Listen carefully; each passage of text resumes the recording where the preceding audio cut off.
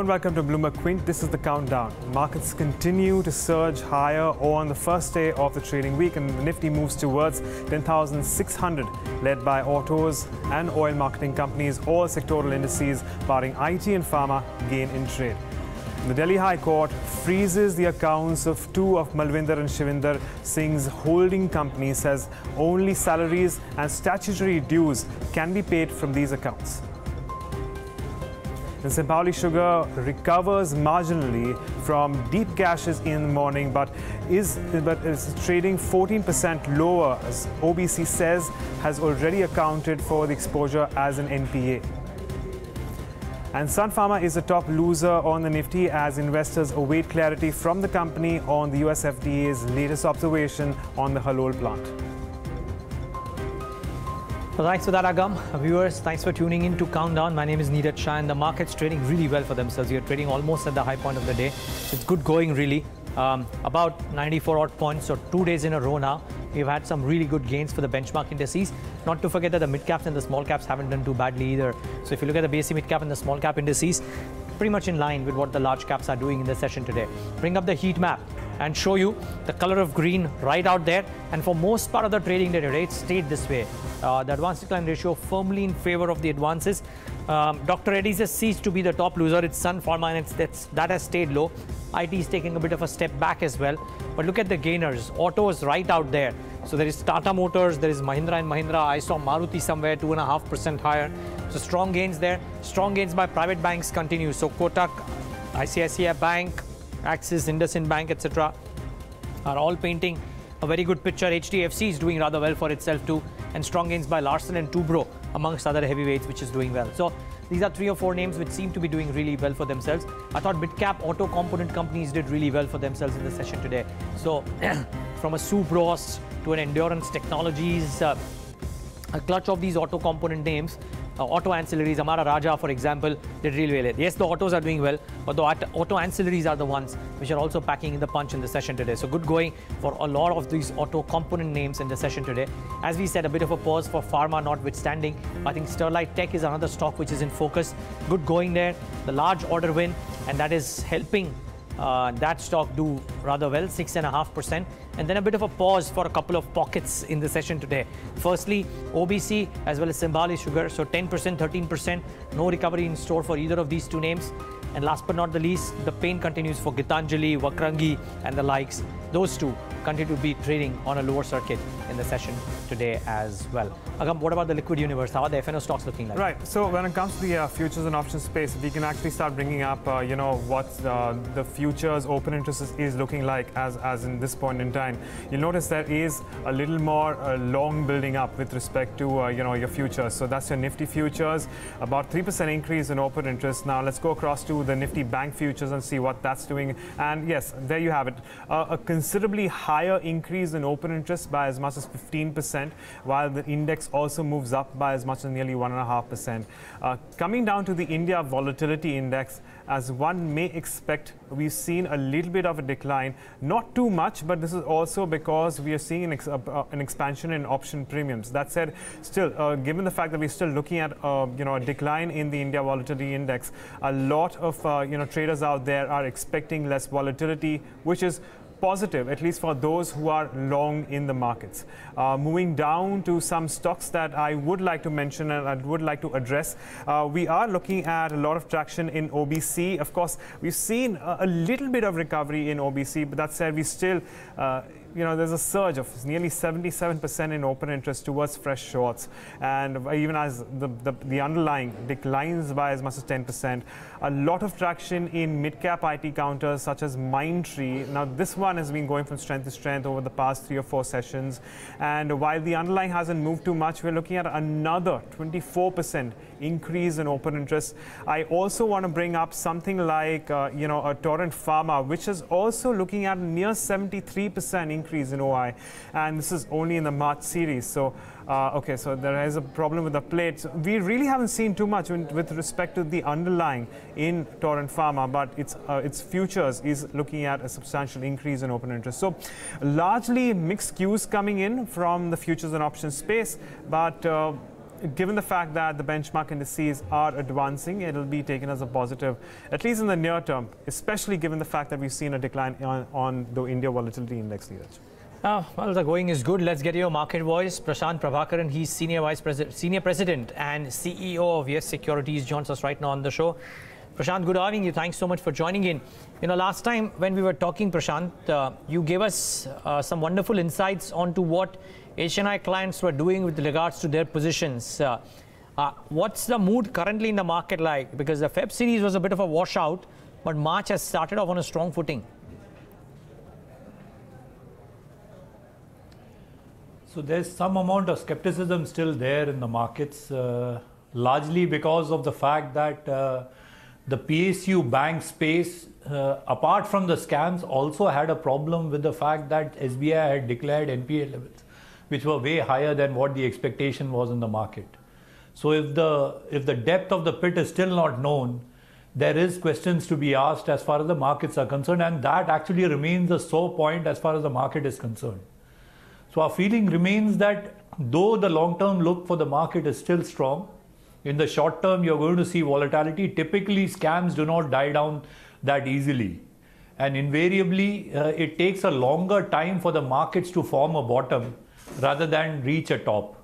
So top can be reached much more faster, but when you're forming a bottom, it will be either a time-wise correction in price that will happen or a price-wise correction. Both is possible in this particular case, because in the short term we ourselves are not clear on what is the length of the damage that has been done by both the scams as well as the NPAs, whether it is going to continue in the future.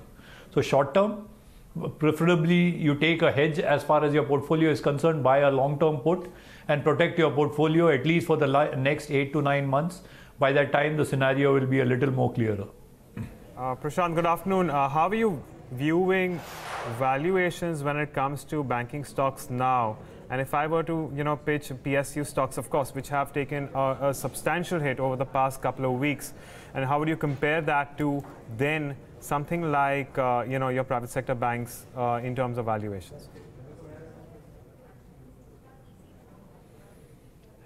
So when I had come last time, I had clearly ended up saying that the corporate banks look a lot more stronger because of the fact that NPAs were consistently coming down. The private, by that time, I think so the Axis and ICICI figures had been out, and they had shown fairly large drop as far as the NPA levels were concerned, and the bullishness that was there in the credit cycle was also showing up.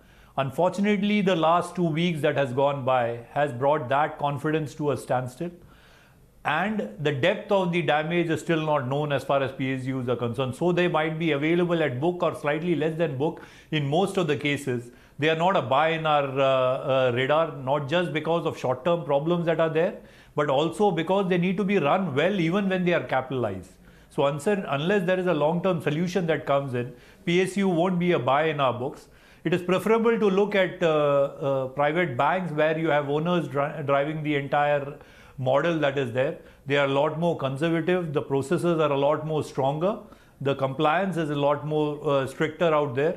So even though valuations are way higher than what a PSU bank will be there, it is justified because they still haven't been hit by the barrage of scams that we have seen in the PSU bank space.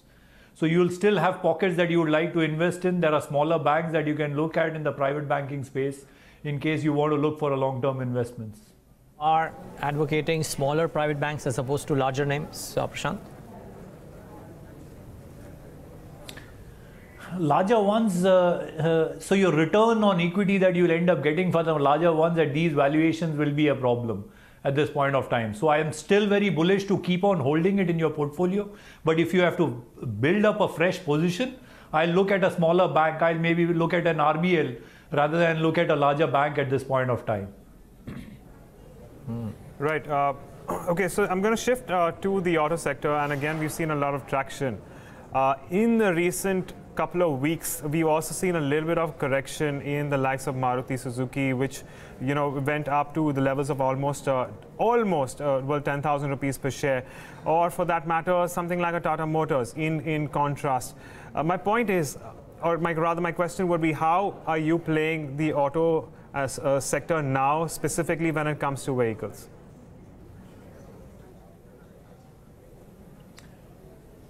CV space, both Tata Motors and Ashok Leyland have delivered brilliantly over the last 2 quarters. Actually, for the last 3 quarters as far as Ashok Leyland is concerned. And that remains the primary driver of economy as far as India is concerned. So that remains a space which is interesting, and it remains a space that we should invest in.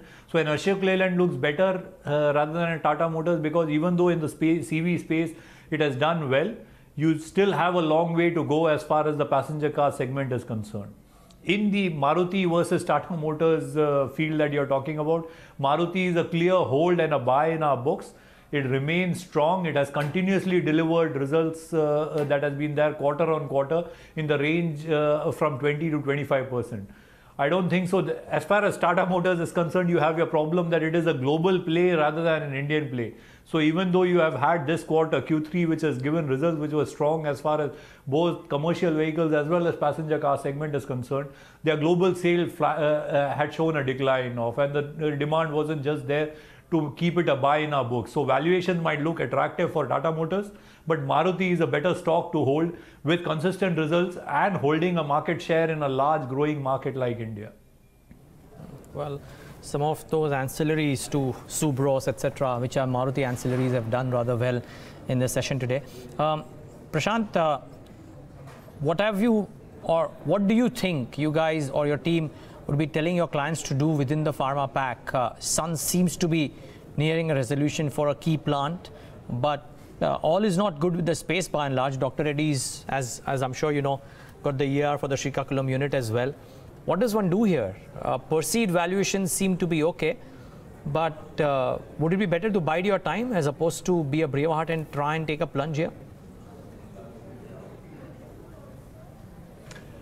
So nothing needs to be plunged at this point of time. I don't think so you're going to see a new high in the Nifty in the near future.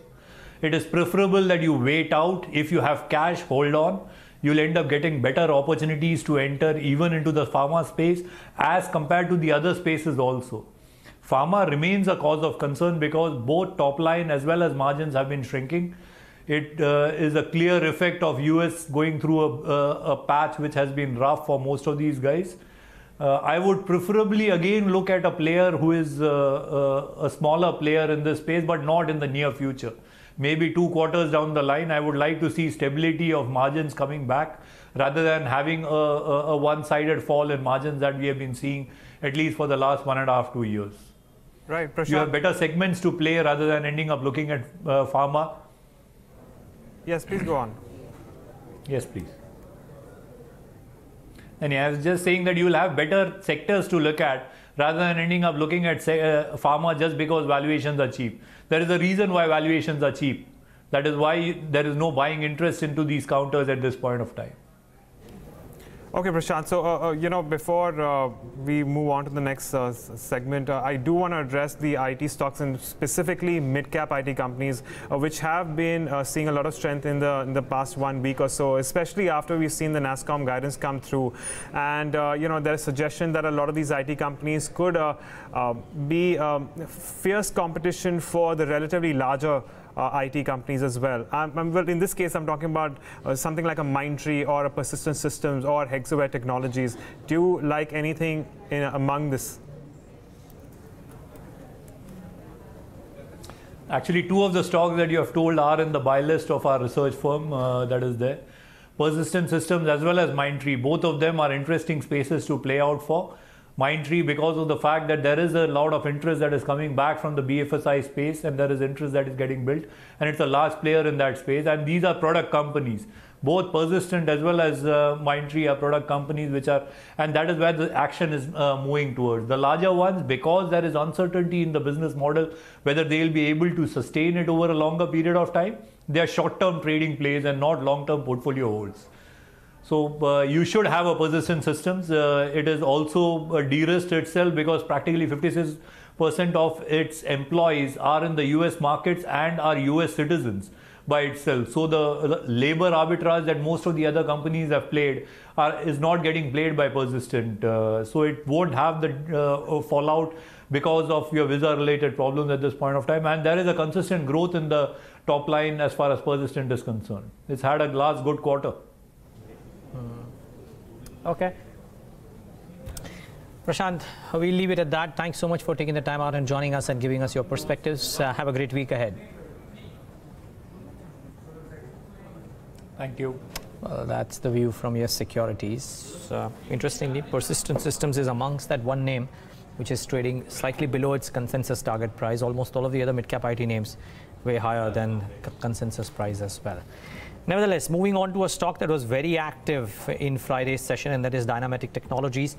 It surged about 16% that day, just a bit of a pullback, but it was a really high move in Friday's session because they've decided to demerge the automotive division, which I believe accounted for about 59% of the FY 2017 revenues. To talk more about this and the outlook ahead is Mr. Udyant Malhotra. He's CEO and MD of Dynamatic Technologies, joins us on the show. Udyant, good having you. Thanks so much for taking the time out. I know the board meeting is slated on the 28th, but with a presumption that this will go through, can you tell us what's the logic of doing this demerger? Okay, good afternoon, and thank you for having me. As you know, Dynamatic produces, designs, and delivers highly engineered products. And they go into three broad market categories. So you have automotive and hydraulics and aeronautics and defense. So three buckets. We started out with the mass production of automotive and hydraulics. And then we slowly built on top of that an aerospace and defense business. What has happened now is that over the years we've seen the maturation of our smaller businesses, which actually have better margins. And up till now, you've been building them on top of the infrastructure we have for automotive. And we've reached a point where you potentially could split these businesses and create greater opportunity for shareholders. Right, Udyant, then in that case, will there be a separate listing for the automotives business? So just so you know, we are in a silent period with regard to what we will discuss at the board meeting and what we'll finalize. But let me just talk about what has already been disclosed to the stock market. In August, we started a process of evaluation of opportunities and options before the company. We've been studying this. A very interesting trigger for us was in October, where we were fully AS compliant, Ind AS compliant, which is IFRS. As you know, our businesses are mirrored, so we have Indian listed company with subsidiaries and joint operations in Europe. So our aeronautic business is in Bangalore and it goes into the United Kingdom with factories in Swindon and Bristol. They're very closely integrated. Our hydraulic business is also in the United Kingdom and in India, in Bangalore, and is also very closely integrated. Our automotive business is in Chennai and integrates with our German operations. So there are opportunities, and within the automotive business, there's a certain segment which really underperforms and lags, and in a way depresses the earning capacity and capability of the entire enterprise. So we've been going down that route, and on Wednesday the board will take the next step. Obviously we're very attuned to what our shareholders think, and we will propose something that will give an opportunity for our shareholders to be heard as well. So it'll be a very nice process, and I believe that we have some very good opportunities in front of us. I'm sure you do.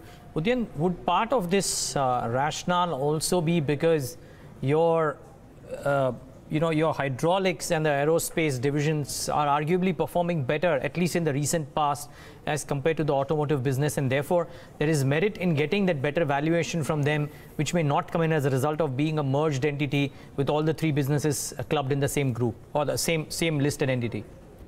Yeah, I think you're stating what is prudent, what is visibly prudent. And we will be examining and have been examining all that. Also, what's hidden in the numbers is that there are, and I mean, we publish everything, it's very detailed. If somebody used to just look at our earnings presentation, you'd find that within the automotive business, there's another automotive business that drags that down further. So we have a nice opportunity to create two really good businesses, or to create an entity that certainly unlocks some value for shareholders. Right, Udyant, speaking about the aviation and the defense segment, can you tell us what is the current order book and how do you see it shaping up when it comes to FY19? So the business is, so if you look at our business, we started with a very tiny business in the 90s as one of the pioneers in the sector in India, in the private sector. And we grew it till the middle of 2005, where we became the most significant private player in India. In the latter half of that decade, we got orders from Airbus as a tier 2 supplier, and we became a sole supplier for a class 1 flight critical product called the flap track beam assembly for all their 320 family, the 318, the 319, the 320 and the 321.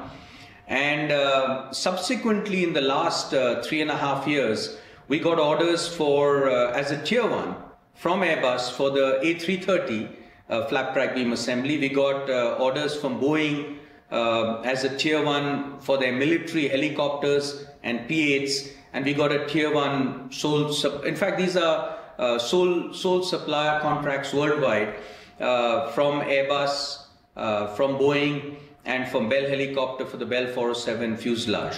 So it has taken us the last 3 years to ramp up. These were very technical projects that were successfully implemented. And during the year underway and in front of us, these will expand to rate capacity. So I think the year ahead is very interesting. There'll be a significant growth in this business. And I think that's why we're timing our moves accordingly. Because there's always a suboptimal size to an entity. So you have to wait it out, and at the right time, when it matures, that's what we're at right now. So, Udyant, I believe the number of steps that you're taking, I mean, you eloquently gave us out some rationale out here. I believe you're taking some steps, as I read out from one of the reports on the German foundry, I think the Erla foundry, you were trying to offer high-value casting cum machining solutions which have a higher margin proposition as well. All of this put together, and I know you can't comment on the split entities right now, but if we consider both of them as a combined entity, you would probably end up flattish or maybe marginally lower on the bottom line performance for FY18. With the split coming in the businesses, and they're listed separately and maybe more focused to each of the businesses, do you believe there is a V-shaped growth in profitability likely in FY19 from what you will eventually do in FY18? So I think firstly we have a very interesting business cycle that we're entering, because you're over the hump of a technical ramp up, and you're going to be at rate. So firstly, in our aerospace business, you're going to be in a very nice spot. And if you look at our hydraulic business, it's also growing very nicely. So we had growth this year, and we are seeing, firstly, you can take a derivative because the tractor industry in India is doing really well. And 2/3 of the OEM market is catered to by our hydraulic business. But very significantly in the last financial year, which is right now, current, we became the world's largest producer of a hydraulic gear pump. So literally 1 out of 3 or 1 out of 3.5 tractors built anywhere on the planet now goes with a gear pump made by Dynamatic, either in Bangalore or at Swindon in UK. And the opportunity for us is to use this incredible market share, our foot in the door, and increase our wallet share of the same customers.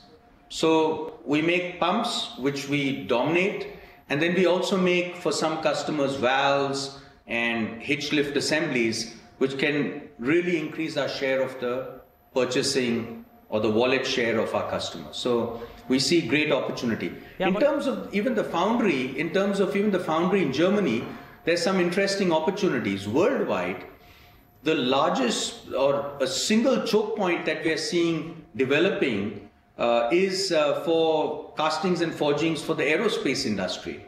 Now, our German foundry caters to companies like BMW and Daimler and Audi, really fantastic automotive companies. And it's not a very big jump for a company that is in that, rarefied air to go into aeronautic castings and forgings. So these are the evolutions that we'll see ahead of us. And what we're trying to see is what is the most prudent and astute way in which we can separate out what we don't see as strategic to us over the next 5-8 years, and what really would be great for the shareholders to hold on to and to grow. Udayan, so my final question really is, if all of this has been looking so promising, and I've been hearing very good things about your company from a bunch of institutional investors too, but if all of these things are looking so promising, you are, as you said, the world's largest player in a segment as well, and you'll probably get more share of the wallet if you've not tried that already with your existing clients. How is it that the revenue growth for Dynamatic over the years, and I'm looking at FY15 onwards, has not really, been at a scorching pace, or even at a pace which is, eye-popping? Yeah. I mean, I look at FY16, then I try to look at FY18, and the growth hasn't been there. Estimates for FY20 by brokerages haven't been really path-breaking. What's amiss here, and what will change? Our intention was not to grow the business. Okay. Our intention was to transform an engineering business into something that we wanted to become. And if you look under the hood, you'll see a business that's remained the same size, but it's transformed from being a purely automotive hydraulic business to being an aeronautic business and having the seeds of a defense business as you go into the future for India. But a global aerospace business, because we are tier 1 to the 3 biggest players in the world. And that's just the beginning. As a tier 1, we will approach and identify and grow with new opportunities in future. It's not just the orders we have in hand. So this is a transformation. We have great assets, and we have great technical people. Now you can choose to grow or you can choose to change, but it's very difficult to do both at the same time. And we chose to change and then grow. So has the change... And that's where we are right now. Okay, so has the change first. Has the change happened? So let me give you a simple. So there's always a financial bias when you're a financial analyst or commentator. As an entrepreneur running a technical business, I have to deal with asset management, human resources, and the technical challenges that we face every day. And we have to change from a business that really cranks out millions of auto parts into a few hundred very high value aerospace parts. And that's what we've done over the last 5-8 years. And if you look at it in a simple thing, in a financial sense, in the last 6 years, we've had an average EBITDA of 150 crores. And it's been there. Really, what we've been doing is working for the bankers and paying them off. We've returned over 1,000 crores to our banks. What we're focusing on now in the next 3-4 years is we've got a great company that'll deliver value to shareholders, of whom I am one. But we have many shareholders. Of course. Yeah. So, just out of time completely, Udayan, but I'm glad we had this conversation. So just a simple last 1-minute answer. Do you believe the change part of the company is behind and now you are entering the growth path? And if so, would it be what? A 10, 12, 15% growth rate CAGR that you believe you can start off with for the next 3-4 years? So what would you rather I do? I would focus on profit growth, and I think you're going to have we're entering into a sweet spot over the next few years on a profit-led growth rather than just focusing on top line. Look, I'm 52 years old. I don't want to build a huge business which is not so great. I'd rather build a really great global business, and that's what we're focusing on doing. I've got a few years left as an entrepreneur, so I want to build a really world-class business that generates wealth for all its stakeholders, and we're at that point right now. Great. Now, I'm glad we had this conversation, Udayan. We'll look forward to probably talking to you once your board meet is over and you can throw more light on the finer aspects of this demerger as well. And wish you all the best for this new journey as you're embarking upon it. You know, if you have 10 seconds, sure. I've got the Chinook right in front of me here.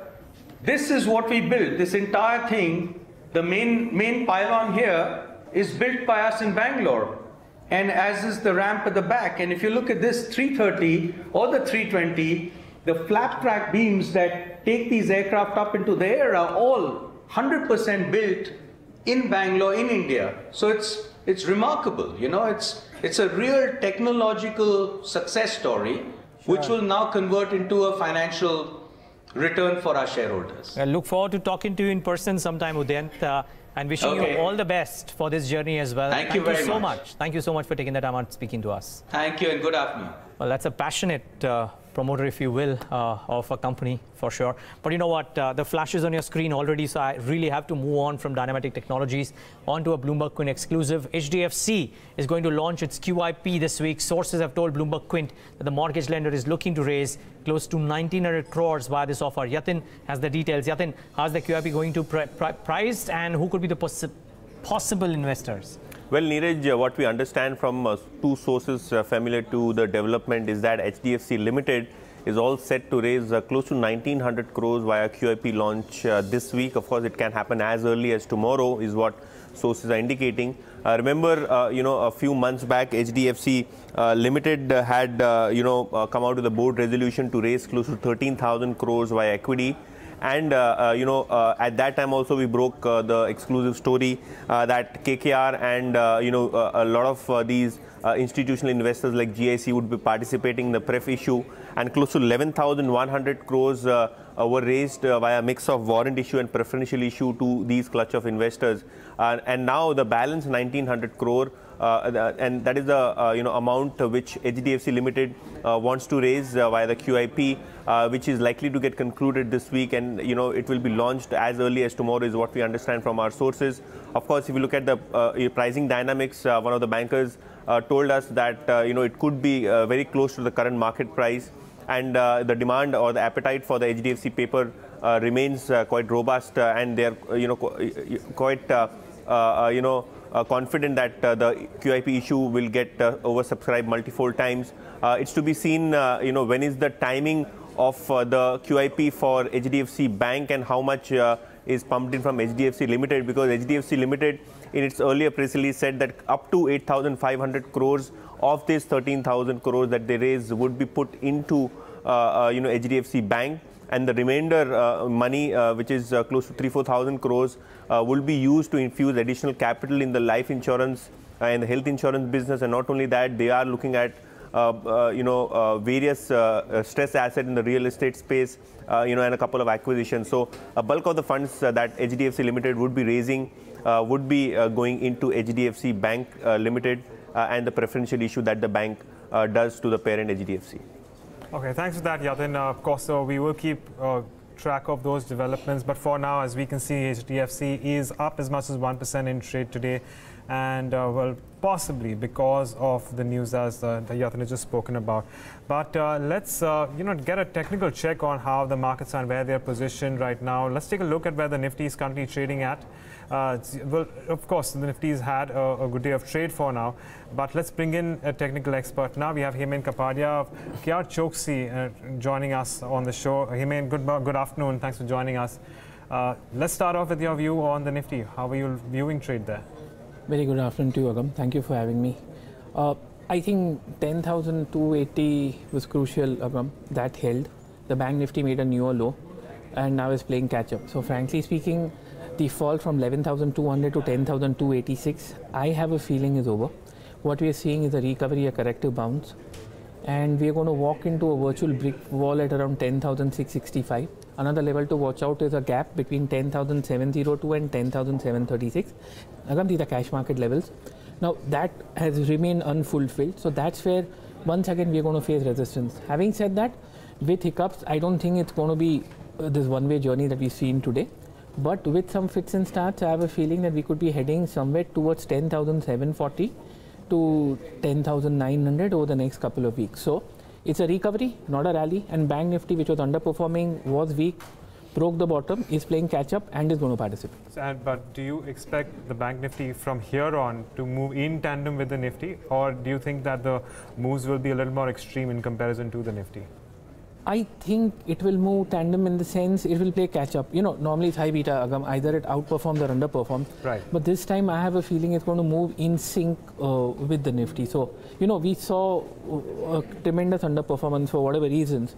That is behind us. I would have, if that underperformance wasn't there, I would have told you we're going to outperform. But I think we're going to perform in line with the Nifty. Right. What about specific stocks, Hemen? It's honeymoon time, Neeraj. Everything suddenly starts looking good after the budget, frankly speaking.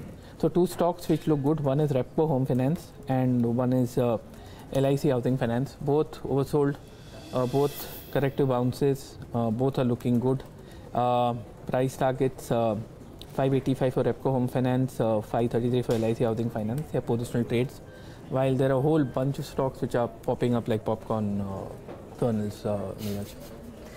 Okay, before we get in Nitasha, Shankar in the discussion, I'm told Sumeet Bagadia is also with us. He's Associate Director at Choice Broking, joins us on the show. Sumeet, thanks so much for joining in. I think it was you who gave that call on Coromandel. If you did, fabulous call, Sumeet. But let's talk about an index strategy from you right now, and then the two stock ideas from you at this hour. Hi, good afternoon. Well, yes, thank you very much for the Coromandel view, which you had given last week. Now, immediately looking at the chart, it seems that the markets are strong, and from here on, there is a possibility that we might see a good upside move. Immediately, as far as index specific view is concerned, Nifty and Bank Nifty both are looking good to me. As far as Nifty is concerned, from here on there is a possibility that we might see a move around 100 to 150 points from present levels. That means if anyone wants to initiate a position, then that should be on buy side. One can initiate long positions in Nifty at CMP. If there is a dip of around 30 to 40 points, then that should be used as a buying opportunity. Immediately 10,500 will act as a support. So that should be the stop loss for long positions. And on higher side, immediately we can see 10,650, 10,700 levels in next 1 or 2 days in Nifty. Sumeet, you also have a buy call on the Bank Nifty. Can you take us through those as well? Yes, absolutely right. We have given a buy call in Bank Nifty too. We have given a buy call somewhere at around 25,500 levels. Now it's quoting at around 25,700 levels. Still, it's looking strong. On higher side, we can see levels of around 26,000 as an immediate target. Most of the private bank stocks are looking good to me. So looking at the charts of private banking stocks as well as Bank Nifty, it seems that markets can give good move in next 2 to 3 days time horizon. So for a trading perspective, one can initiate long positions in Bank Nifty at CMP with a small stop loss to be placed at 25,400 levels on lower side for the upside target of 26,000 levels. Specific stock, Sumeet? Specific stock, we have two buy calls. First one is Tata Motor. After a long time, we have seen a pullback move in Tata Motor from low levels. From here on, there is a possibility that we might see extended move in which we can see 385 as an immediate target, and closing of 385 will take stock prices to 410 levels. For a trading perspective, for next 1 or 2 days, one can initiate long positions in Tata Motor at CMP with a stop loss to be placed at 360 levels on lower side for the upside target of 385 levels. Second pick for the day is Adani Port. It seems that from here on, there is a possibility that we might see a 20 to 25 rupees upside move in next 2 to 3 days time horizon. So for a trading perspective, one can initiate long positions in Adani Port at CMP with a stop loss to be placed at 402 levels on lower side for the upside target of 430 levels. Okay, with that, let's also get a fundamental view of how the markets trading and where they're trading at, for perhaps the reasons that you may attribute to the levels. Well, we have Nitasha Shankar, Senior Vice President and Head of Research at YES Securities, joining us right now. Nitasha, good afternoon. What are the underlying variables telling you now with respect to where the benchmark indices are, and what is your outlook, at least in the near term? So I think if you're looking at the near term, we could see the markets remaining a little volatile with selling coming in at higher levels. But given the strong flows, especially from the DIIs, we do think that they would continue to bounce back. So we do think that in the near term, markets could remain sort of, trading within a narrow range. But if you're looking at the long term view of the markets, it looks quite attractive. Earnings have started to pick up, albeit in a little patchy manner. and certain sectors like agri, auto, for that matter, even consumption-related sectors as well as infrastructure, they could continue to outperform. So any kind of dips that we see at the moment, we've been recommending to clients that they should use these levels to accumulate the quality stocks in these sectors. Right. Nitasha, coming down to the banking sector, of course, we've seen a considerable correction in a lot of these PSU banks.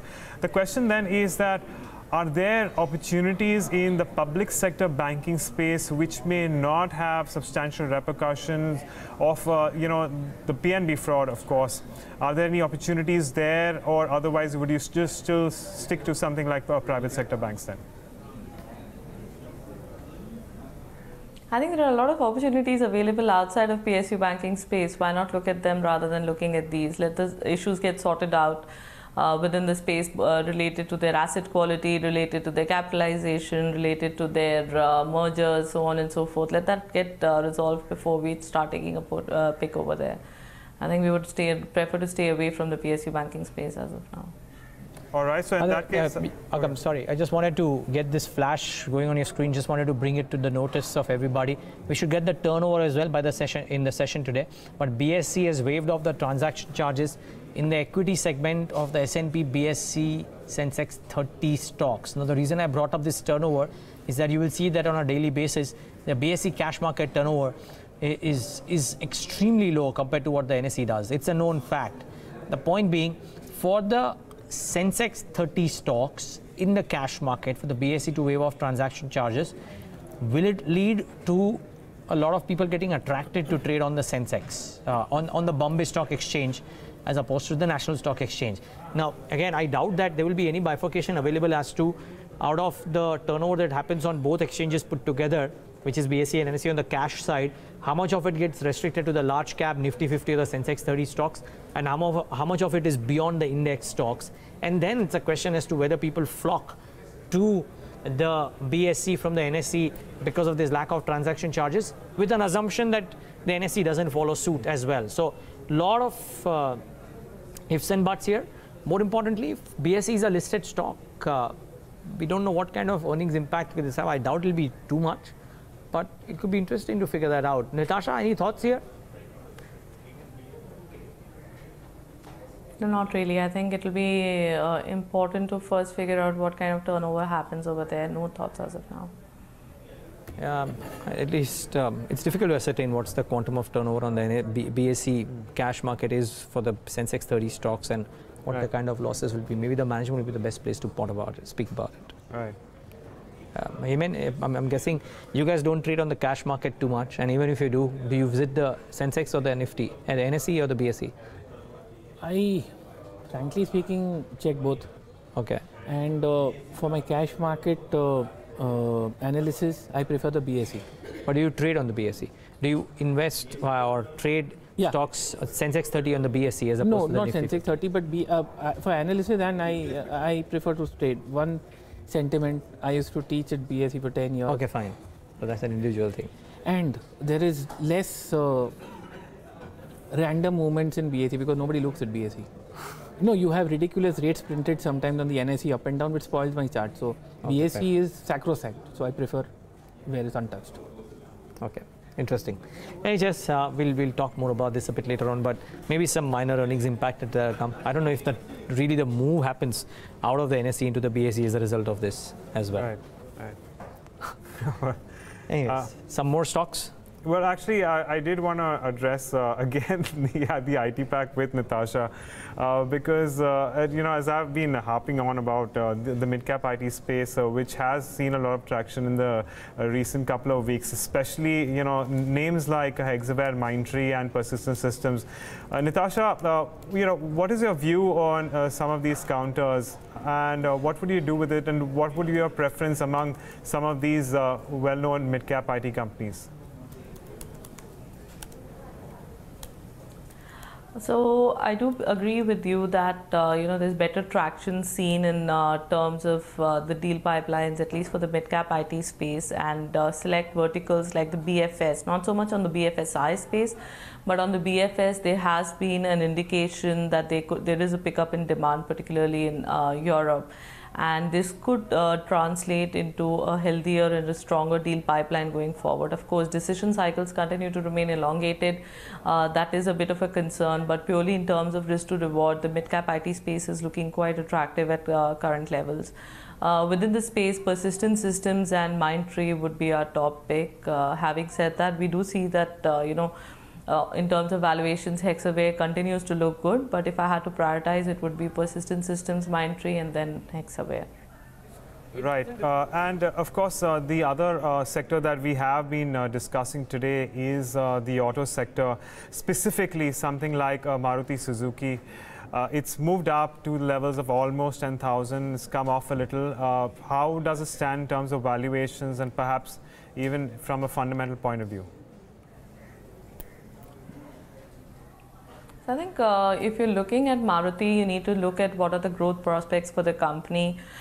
They have introduced a lot of new models in the recent past, and most of them have been high margin models, and at the same time they've seen a very strong traction over there in terms of numbers as well. And if you look at the kind of lineup that they have in place, that would continue to drive both the volumes as well as the profitability improvement. So we continue to remain positive on that, and I think this is a discussion which we've had in the past as well, as to whether valuations, given the kind of premiums that you have on the valuation side, whether it justifies a buy on a stock like Maruti or not. But if you're looking at the kind of growth prospects, you're looking at the kind of fundamentals that the company has been able to deliver year on year, every year for so many years, we do believe that Maruti could deserve a premium in terms of valuations. Yes, it is always good to buy it on dips in order to try and maximize your return, but we would continue to recommend accumulate at all dips rather than waiting for any particular level to come through over there.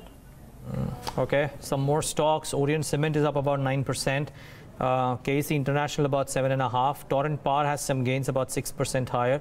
So a lot of strong movements that we're seeing in these stocks, but the star of course has to be Oberoi Realty. It's now up 15%, 551 and counting. Some big move there, extremely high volumes, but a sudden surge in the last few minutes on trade on Oberoi Realty. Any thoughts here, Hemen, Oberoi Realty? We are in a long-term uptrend. I guess we seem to have exhausted the correction. Range between 445 to 560, but it's a weekly level. We take out 560 in a few days. I think it means resumption of a long-term uptrend, commencement of its intermediate uptrend, and another 10%. But we need sustainability above 560. Sumeet, one more stock which is done rather well today is Orient Cement, up about 9% currently. If you have not spoken about it already, can you look up the charts and tell us how do the charts look for Orient Cement? Chart is looking good. Most of the cement stocks are looking good to me. As far as the question on Orient Cement is concerned, from here on there is a possibility that we might see extended move till 180 levels. I think the stock has given a good rebound from lower levels, and today closing can be above 200 levels, 200 DMA levels. If that happens, then that could again be a positive factor for the stock. I think 200 DMA is placed at around 158, 159 levels, and currently it's quoting at around 161 levels. So closing over 158, 159 is a positive sign for this stock. In next couple of days, there is a possibility that we might see extended move till 175, 180 levels. I think those who have taken positions at lower levels, they can hold on the existing long positions with the trailing stop loss to be placed at 154 levels on lower side, and for fresh buying, 154 should be the stop loss for the targets of 175 and 180 levels. Right, so that's the view on Orient Cement, but let's talk about a bank which is in focus. Today, IDBI Bank is gaining for the 6th straight day, if I'm not mistaken. In fact, it's gained as much as well over 32% in the same period. But what are the reasons behind this advance in this particular bank that we've seen? Well, we have Shraddha Babla to tell us about that list. Shraddha, why don't you tell us about the reasons behind the gains that we've seen in IDBI Bank? Right, so Agam, to start off with, the stock is actually trading at its fresh 9-month high. It has rallied about 32% just in the last 6 sessions, and if you see, the stock has risen as much as 8 or 9% today. That on an intraday basis would be the most in a year. Not only that, even if you compare the performance of this PSU bank with respect to how the PSU bank index has done on a year-to-date basis, IDBI Bank has risen 36%, whereas the index has lost almost 14%. 14%. Even if you look at it on a month-to-date basis, IDBI Bank has risen 34%. And the key thing here is that it is the only gainer on the Nifty PSU Bank Index, where it has 12 components. Even if you look at it on the backdrop of the PNB fraud, since then IDBI Bank has gained 20%, while the overall index is down about 8% or so. With respect to the recent developments or the reasons that we can attribute this to start off with, one of the reasons could have been the non-core asset sales, which are picking up momentum. So the company or the bank has sold its 30% stake in NSDL E-Governance Infra. They have sold 4.89% in SIDBI. There's also approval in place for the board to sell 1.5% stake in NSE. That apart, IDBI Bank has also sold more stake in SIDBI and also Clearing Corporation in 2017. So some of these non-core asset sales could actually help the bank to up its capital ratio. So that could be one reason. There have been also a couple of reports around IDBI Federal Life Insurance, where IDBI Bank is looking to pare its stake. It currently holds 48% in that JV. We had an ET report which says that Manulife is leading the race and could pay anywhere between $550 to $650 million for a controlling stake.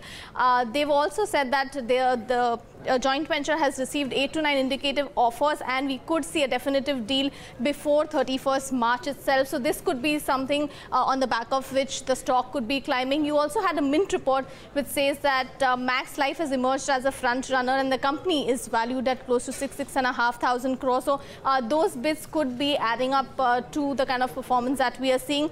Recently, the government, the finance minister Arun Jaitley also reiterated the decision to privatize IDBI Bank, and they said that it would be done at the right time. The fourth reason could also be media reports of late have been suggesting that the bank is in early stages of negotiation, and there are some talks going on with Singapore-based PE player to buy 10% stake.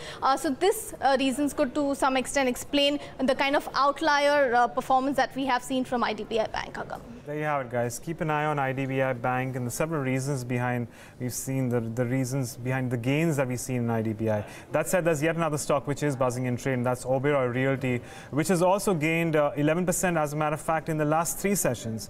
And we have Neeraj here, who is going to throw us some stats from the Bloomberg terminal and what that means, and possibly for the company, if there is any interesting trend that comes out of.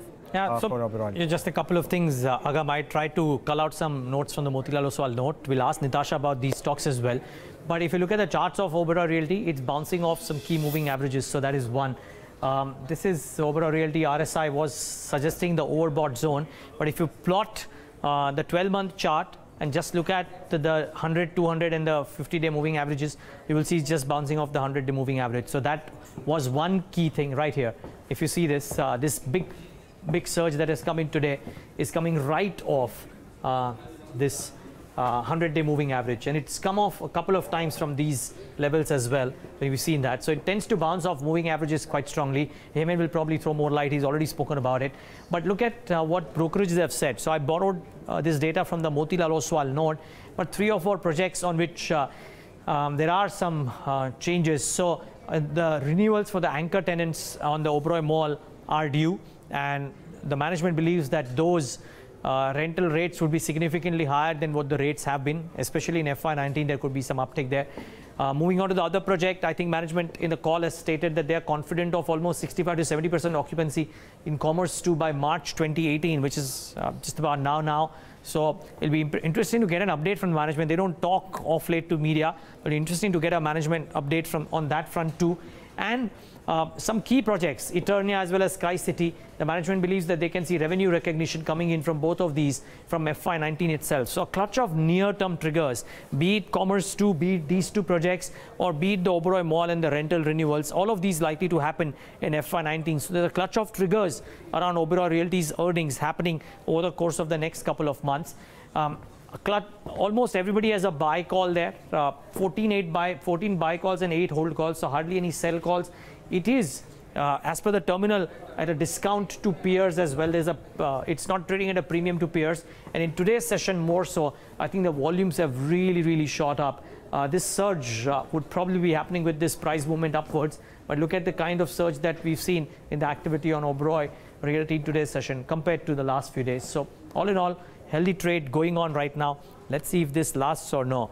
And Nitasha, I could ask you about either IDBI or Oberoi. Let me start with Oberoi because I was just talking about the stock. Do you have it within your coverage? And if not, do you like anything within the real estate space? So I think within the real estate space, if we really had to look at any of the stocks, Oberoi Realty as well as Ashiana Housing would be our top picks. As you rightly just mentioned, that the company, at least Oberoi Realty, has seen a certain changes in dynamics in some of their key projects, and at the same time they would continue to benefit from that, particularly with the rental renewals coming in as well. And on the other hand, Ashiana Housing, we do believe that that's a strong play in the entire affordable housing gamut. The company has always been able to display an excellent execution as far as completion of their projects are concerned. They've always maintained their balance sheet strength as well. So that would be our second pick over there. Okay, so we've also seen a little bit of strength coming in, specifically in the last half an hour or so in Interglobe Aviation. That stock is up nearly 4% right now and trading at levels of well over 1,338. Actually, yeah, there you have it. So it has gained substantially. Nitasha, what are you doing in the aviation space? Anything that stands out? At least as far as consensus is concerned, the consensus is inclined towards Interglobe Aviation in comparison to something like a SpiceJet or Jet Airways. What are your views in this sector? I think fundamentally we prefer to stay away from the sector. It's a sector which typically tends to see higher costs. In fact, most of the variable costs also become structurally such that they behave more as fixed costs rather than as variable cost, and fuel cost is a huge component over there. We usually do not have any picks from the fundamental side, but I do believe that the news is favorable, and purely from a trading perspective, we prefer Interglobe Aviation, but certainly not from the fundamental aspects. Okay, Nitasha, well, thanks for joining us and giving us your views on the various sectors and the markets in general. But we slip into a short break right now, but don't go anywhere. There's lots more lined up, so stay tuned and we'll look.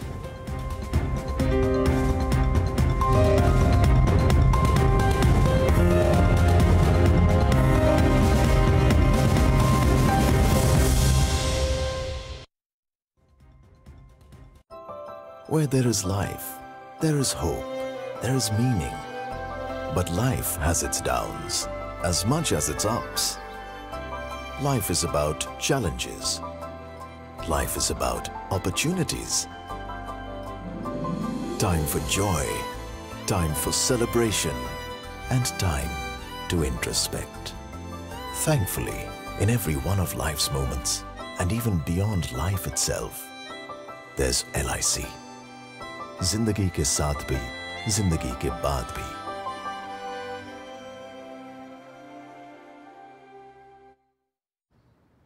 Sir, please believe me, I am in this business for the last 12 years. Okay, I'll wait for your call. Thank you so much. They still don't know you after all these years? क्या करें? पहचान ही नहीं है. Simple solution है. List on the stock exchange. With listing comes recognition, investors get interested in you, and funding happens. Come on, yaar. I'm not big enough to list. Chal, let's leave. There's a stock exchange exclusively for your kind of company. NSE Merge. It's the right platform for your business. Really? Yeah. My kind of company? Exactly. Get listed, get recognized. अरे भाई, हीरे की असली परख जौहरी को ही तो होती है. चल. NSE Merge. Saath Hamara. Safalta Aapki. The SME growth platform from India's largest stock exchange. On 26 November 1949, the Constitution of India was adopted, recognizing liberty, equality, and fraternity as the principles of life, which cannot be separated from each other. The government of Karnataka has imbibed the ethos of the Constitution by developing programs and policies aimed at creating a socially, economically, and politically just society. Karnataka's flagship programs, such as Maitri, Annabhagya, and Arivu have created an equal opportunity platform for all, irrespective of their gender, economic, or social status. Karnataka is committed to encourage education through various welfare initiatives, ensuring equal status for women and empowering minorities to uphold every individual's dignity.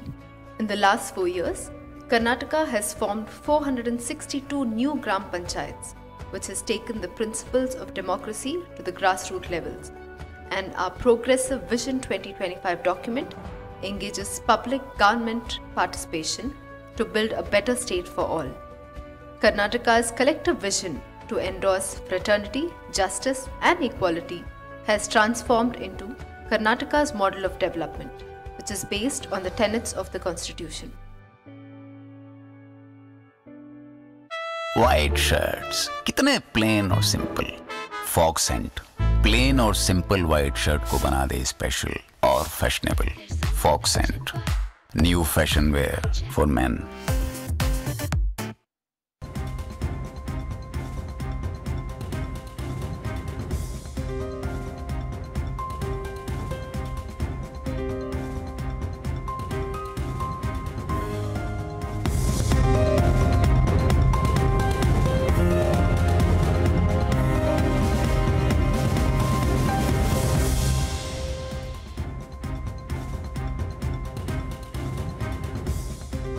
Back with Countdown right here on Bloomberg Quint. 27 minutes left for the markets to shut. Let's first start off this segment, as is customary, with Yash Upadhyay, who joins us with the Fab 4 stocks of the day. Yash, good afternoon. Good afternoon, Neeraj. So we have Sterlite Tech, which had gained over 10% today after the company said that it has received an order worth close to 3,500 crore rupees for the development of the communications network for the Indian Navy. And now with this order, the company's total order book stands to increase from the current 4,600 crores to over 8,000 crore rupees, and the order would be executed over a period of 3 to 4 years. Ahluwalia Contracts is up about 6.5–7% after HDFC Securities selected the stock as the top pick for the week. Now they have issued a buy recommendation on the stock and have set a target price of 403 rupees, indicating an upside potential of 19%. Now they believe that a strong order book of over 6,900 crores, improving margins, and the government's initiatives in the infra sector as the key reasons behind the buy call. Prestige Estates is up about 6% after the company said that GIC unit Repco Jade had proposed to acquire a minority stake in the company's subsidiary, which is Prestige Exora. Now, Prestige Exora has almost area under lease of almost 2 million square feet and generates an annual rent income of about 154 crore rupees. And finally, we are also looking at Reliance Infra. This one is up 3.5% after the company said that it has been awarded a claim of about 290 crore rupees in a dispute with the government of Goa. And now the arbitration tribunal has ordered the government of Goa to pay the 290 crore rupees by April 15. Back to you guys. Thanks for that, Yash. Of course, plenty of stocks out there to keep an eye on the winning side. But let's also get in an independent market voice. We have Dharmesh Kant also joining us on the show. Dharmesh, good afternoon. Thanks for joining us. Again, let me just start by asking you about how you're reading the play on the benchmark indices, and what is your near-term outlook here? Yeah, good afternoon. I think it's more of a pullback kind of a rally which we are seeing in the Indian equity as well as the global equities overall. And from here on, what my sense is for this ensuing month of March, we would see more of a range-bound kind of a movement with the consolidation creeping into the headline indices very soon. So it would be more of a cherry picking from trading perspective kind of a plane rather than an investment perspective, because fresh huge investments is unlikely in this current setup. And one would like to wait and watch for the Q4 numbers, because Q3 numbers, as far as Nifty 50 EPS is concerned, was not very encouraging. 7% kind of growth on a Y-on-Y basis is not enough. And my own sense is, again, you will see more of a downgrades as far as the EPS estimate for FY17 is concerned, and FY18 and FY19 is concerned on the Nifty kind of a thing. So. But yeah, the cyclicals which were there, the flavors which were there in the market, be it automobiles, private banking space, infra, metals and materials, will continue to find traction. One has to just be selectively on the quality stocks to be in the basket to play this trading bet. It's more of a trading market as of now. You like, I'm just looking at what's happening within mid-cap IT, and as expensive as the valuations sound, stocks are just going through the roof. Persistent Systems, Dharmesh, Kant, is probably up for the 4th day in a row or something. It's trading at 870. It's trading 6% high. A huge spurt there. Actually, just before I come to the fundamental view, both to Sumeet, Bagadia and Hemen, what about the technical view here? Persistent has rallied quite a bit already, Hemen. Can somebody book profits here if he went long or stay long? Partially for safety, yes. This stock is going to four figures without a doubt. There's been a rounding bottom, which is a bullish formation, a 2-year range breakout between 580 and 820. It started a 1-year uptrend, 960, 1100. Stock is going through the roof. So you're staying put, you stay hold. Yeah, I mean, just for safety's sake, if you want to book 25%, fine. But otherwise, it's a very clear, if not a strong hold, or if not add-on declines. Sumit, do you have any thoughts here? Persistent or any of the other mid-cap IT names? See, Persistent is looking very good to me. After a period of almost 3 years, stock has given a breakout. I think this breakout is strong. Weekly chart has given a breakout, and the breakout is convincing, which says that the stock is headed for 930 and 950 levels. That means a move around almost 100 rupees from present levels. 10 to 15% upside move can be seen in Persistent in next couple of weeks. For a trading perspective, those who have taken long positions at lower levels, they can hold on the existing long positions with the trailing stop loss to be placed at 825 levels on lower side. One can initiate fresh long positions too for the upside of 100 rupees from present levels. That means a move around. That means a move till 930 to 950 can be seen in next couple of weeks. Okay. Dharmesh, what are you doing within the mid-cap IT space, and any thoughts on either Mindtree or Persistent? Though Mindtree is down today, but it's had a good rally already. Persistent is up another 6% today. Yeah, how much is it up? See, as far as the mid-cap and small-cap stocks are concerned, be it IT or be any sector, the texture remains the same. Whenever the buying happens, the exaggeration you see out of the limit kind of a buying is always been the pattern of mid-cap and small-cap kind of stocks. What is happening in IT again is something similar to what happened in the other sectoral stocks prior to this correction, which set in at 11,100 kind of, I mean, before the budget correction which was there. Mindtree I had been, recommending way back around when it was 500, when it was cracking down below the 500 price post the Q2 numbers were announced. My own sense was that Magnet 360 and Bluefin will turn around, and which they have done. The digitization kind of business traction is seen in the numbers which were there for the Q3, and management is sounding very positive on that. But my own target for even Mindtree was 750, 740 kind of price target on the stock based on FY20 earnings estimate. Now it's it's crossed 800, so it's fairly expensive now. I mean, the valuation is already cast in, and I don't think one should be dabbling into any of the mid-cap IT stocks just from investment perspective. Trading bets you can still take, because the momentum is there, the budget is there, currency is fairly stable, and some kind of a new order inflow from domestic, and I mean Southeast Asian countries and Middle East kind of countries, African countries are trickling in for some of these companies. One name in this case in point is Nuclear Software. So based on those kind of news flows, small order inflows which these guys are getting, you are seeing the price trend. But I don't think valuation does appear expensive, and re-rating to justify the present valuation is not warranted now. One should look for weight and look for the numbers. Okay. Thanks for that, Dharmesh. That's the view, and probably a sane view. The valuations are seriously expensive for almost all of these mid-cap IT names. Mindtree is probably at 22 times. Persistent is probably 18 times. That's not cheap for sure.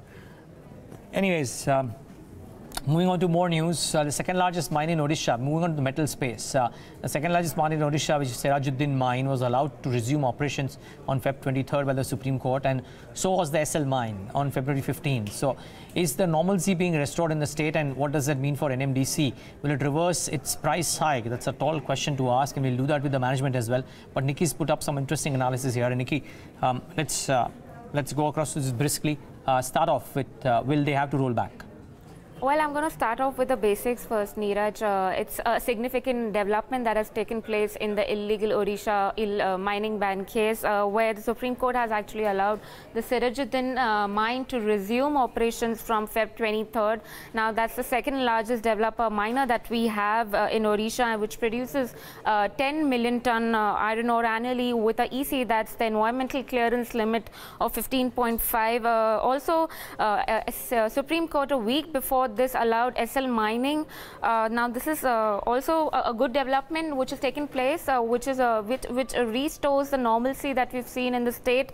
Obviously good state for steel companies, which is seeing some kind of cost pressures for the on back of rising iron ore prices. Just to give you a little background of what it actually means. Well, the judgment on illegal mining case came back in August 2017, where Supreme Court ruled that all the merchant miners were mining above their the environmental clearance limit, and they put a fine, they slapped a fine for this, for which the penalties were supposed to be paid by December 31st, failing to which you saw 7 companies, they shut down the operation for 7 miners, because of which you did see some amount of prices that actually shot up for NMDC, which obviously was a beneficiary towards this move. If you look at the price chart for NMDC, would suggest that the company took a steep price hike on the back of this illegal mining case, both in December as well as in January. In December, it was a good 13 and 9% in lump and fines, and in Jan, it was 19 to 22%. So yes, we are looking at a question whether now, since the normalcy has returned back in the state, would that mean that these prices would be reversed?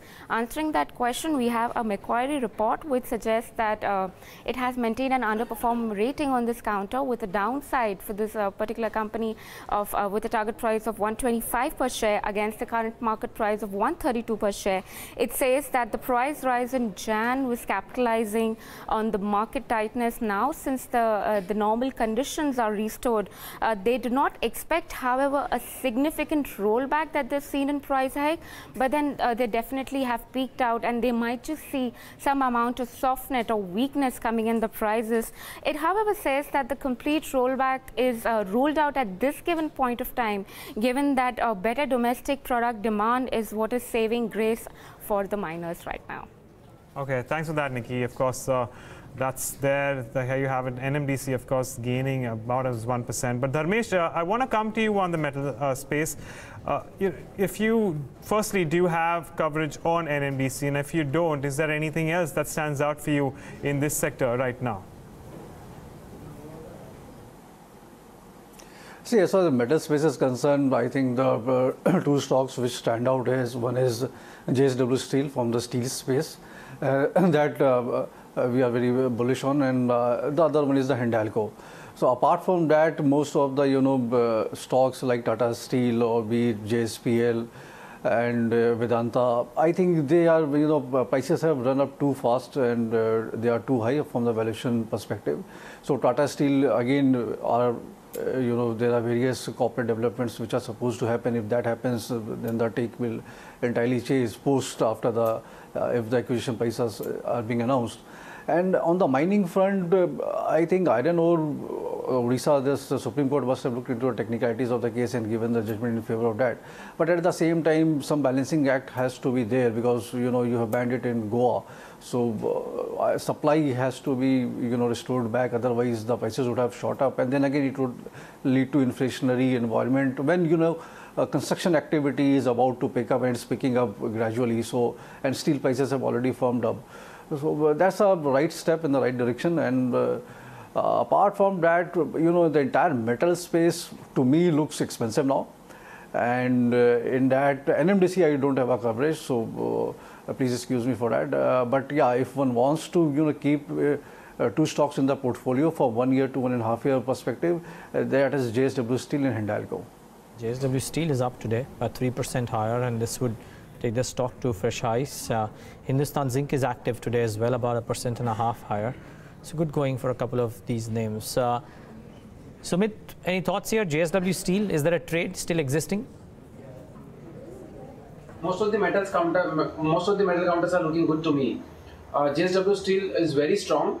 It is giving one-way upside move. Looking at the chart, it seems that from here on we can see a good upside move in which 330 can be seen in next couple of days, and overall we are expecting the counter to move up till 350 levels. So for a trading perspective, short term and medium term, both time horizon, the stock is looking good to me. One can initiate long positions at the current market price. Those who have taken long positions at lower levels, they can hold on the existing long positions for an immediate upside till 330 levels, and a closing over 330 will take stock prices to 350 levels. Okay. Stay on, German. So much more to talk about, but it's time that we take a look at what dealing rooms are recommending in the session today. Yatin Mota and Darshan Mehta are here with their channel checks. Good afternoon, both of you. Darshan, let's start off with you first. Yeah, so Neeraj, one of the stocks that's been spoken about is Tata Elxsi. It's had a good rally for the past 2 days. It's moved over to 2.5% each for the past 2 days. Some of the HNIs are actively accumulating. Again, there seems to be focus shifting back to Tata Elxsi. The next one is L&T, which is up almost 3%, one of the biggest gainers on the Nifty. Some of the FIIs are very, very active. They are accumulating L&T. And the last one is L&T Finance, L&T Finance Holding. There's a buzz of a potential corporate announcement that could come in very, very soon. But Yatin, what do you have? A couple of stocks to focus on, and starting with Bank of India. That is one PSU banking stock wherein dealers are expecting further weakness to continue, and on the basis of trends, dealers are recommending a sell today, buy tomorrow kind of a strategy. Probably they're expecting some more downside on the stock. Apart from that, watch out for Tata Motors. And after the recent correction, and remember the stock is down nearly 16% on a YTD basis, and the kind of sell-off that we have seen in the past few months, dealers do expect a trading upside. As far as Tata Motors is concerned, good show, 3% up for that stock on decent volumes. And in the cash market segment, watch out for Oberoi Real Estate, as we have a clutch of domestic investors which are said to be buyers in trade today. Okay, Yatin, thanks for bringing us those details. But there is another pack which is doing well in today's day of trade, and that is the auto pack, specifically Tata Motors. Dharmesh, if I may come back to you on this one, you also have a view on this one. So how are you seeing this entire space, and what stands out for you in Tata Motors? See, the entire space is looking very good. The entire automobile space, be it MSCV, LCV or the passenger vehicle segment on the four-wheeler front, they all are looking pretty good. Only I have my doubts regarding the two-wheeler segment, that is the Bajaj Auto, Hero MotoCorp, TVS or Eicher Motors. There I think the numbers, the run rate may taper a bit, but this segment, I mean MSCV, LCV segment will continue to do well. Tata Motors specifically, I am strongly bullish on, and after the recent correction which has happened, just on the basis of the few monthly numbers which came out of JLRs for January was not so strong. But I do think as the global economy is picking up, these numbers are going to improve. They are launching new models, and there was phase out of the old models. So this transition normally happens. When this transition happens, you do see a slowdown in the sales which is there, which was the case in point for the Tata Motors. They have augmented their capacities, and the Q3 numbers which were announced, most of the analysts missed the estimates just because the depreciation, the capacity expansion which they were taking up, they have booked there as a plan for commencement of production, and that is the reason why the depreciation was booked in this quarter. Then interest income was high, and thirdly, the income from other associates was low. So all about, I mean, 1300 to 1400 crores kind of a shortage was seen in the earnings front, but that will improve going forward because of the new launches. The capacity utilization, operating leverage and everything will fall into play, and domestic business for this quarter has turned into black. So that's again an added advantage. Right now 15 to 17% of our top line is contributed by domestic business, but going forward it can be 20-25%. So very well poised. Pricing is very attractive. It's trading at around 9 times FY20 earning estimates. Based on my earnings, I am expecting a EPS of 40-42 for FY20.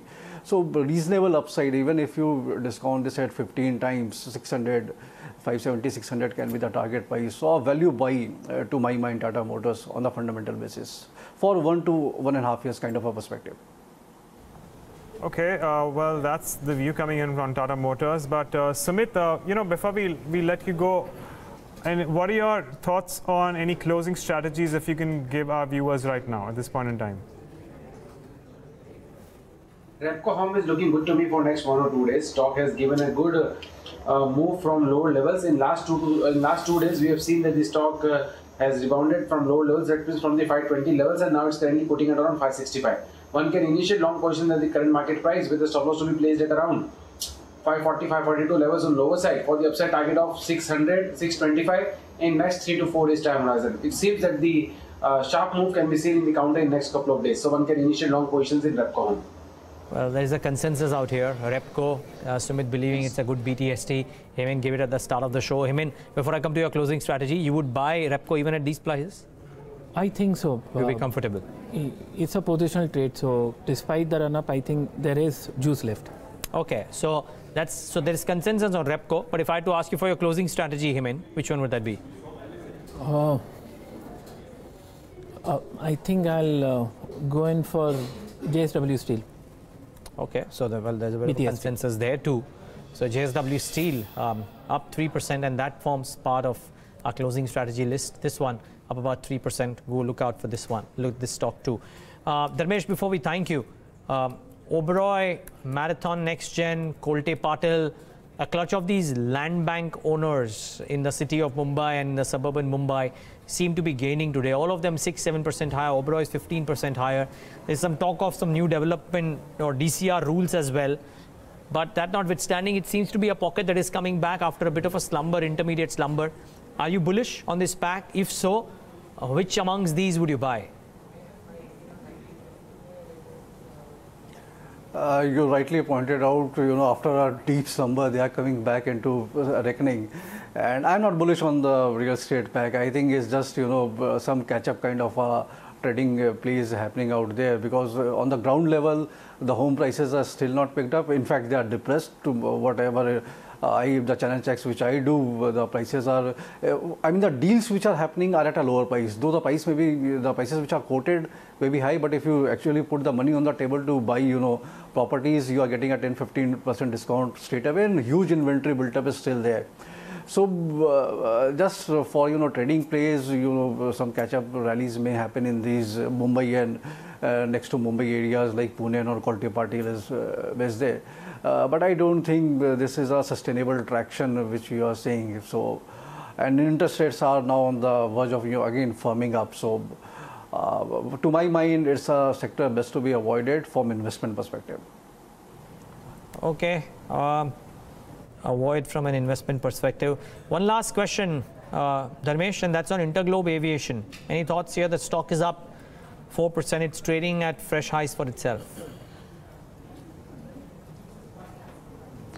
See, among the airline stock, I think this is the best company which is available out there, and the passenger traffic traction has been quite high. 90% plus kind of a PLF is always heartening, and the new destinations are coming. The new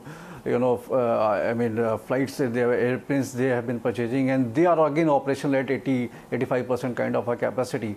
So any sector you travel, you will find this kind of a passenger volume traffic which is there. My only worry is what to do with the fuel prices, which is again firming up. We did see our trading fall in the fuel prices. The WTI was down to 61, 62 kind of a level. Again, it is climbing back. 64, it's firming up. And if it goes above 65 or if it reaches 70, to my mind, I am still bullish on the oil space, and I do think that WTI will trade near 69, 70 kind of a level. So that would be a big drag on the earnings potential of these companies. Pricing wise, valuation wise, be it Jet, be it SpiceJet, be it Interglobe Aviation, they all looks very expensive to me, just because of the vulnerability to the input prices, the oil prices which they are subject to. So this sensitivity at current levels, I won't be a buyer. And as far as investment is concerned, none of these counters have been a wealth creator. At best, they have been a trading place. So you can trade it, but stay out as far as investment is concerned. That is my take on the aviation space. Okay, we'll leave it at that. Thanks so much for joining in, Dharmesh, and giving us your thoughts. Always appreciate your time. Hemen, Interglobe Aviation? Looks fine, Neeraj. I am not sure if it quantifies, frankly speaking, as a fresh buy. The breakout level comes in at 1300. Interestingly, the all-time high for Interglobe Aviation comes in at 1395, and we've gone to a high of 1352. So it's a catch-22 situation. Does it come back to 1300? Then it becomes a buy, or it faces resistance at 1395 correction, then it becomes a buy. I mean, it's given a weekly breakout. We are in an intermediate uptrend, no doubt, but we're sort of in no man's land currently. Too late to buy, and there's no question of selling. Yeah. Okay, the other stock which is picked up in the last 1 hour is Voltas. Can we pull that out and see where it's trading at? It's currently at around 1400 and beg your pardon, it's around 614, but it is up around 4.5% right now.